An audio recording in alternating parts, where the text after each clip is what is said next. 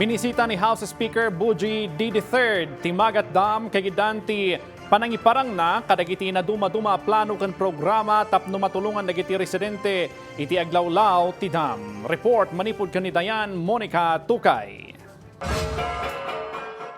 Personal nga ininspeksyon ni House Speaker Faustino Boji D. III, kadwa ni Isabela Vice Governor Francis Faustino D. iti Magat Dam.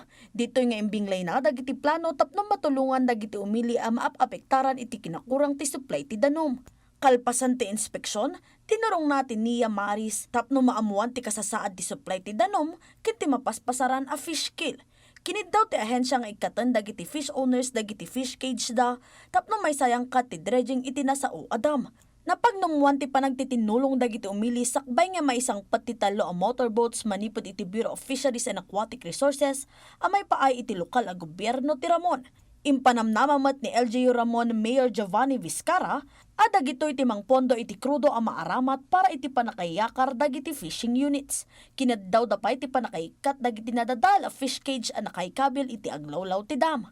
Plano matlang ti lokal a gobyerno amang imuntar iti 5 a solar-powered dissolved oxygen early warning devices tapno mamonitor ti kasasaad ti danom ken ti dagos a panang ipatumpal ti forced harvest no kasapulan.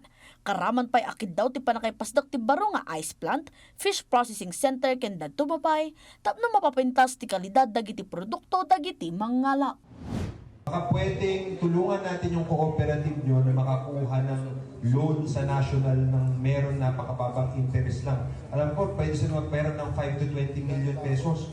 So baka pwedeng i-fast track natin to through our Speaker Boji din at nang sa ganun ma-upgrade nyo at matulungan namin kayo. Punteriyada pa'y amasukatan dagiti daan na fish cages a naaramid manipod iti kawayan tapno agbalin a natalged ken moderno a high-density polyethylene fish cage system.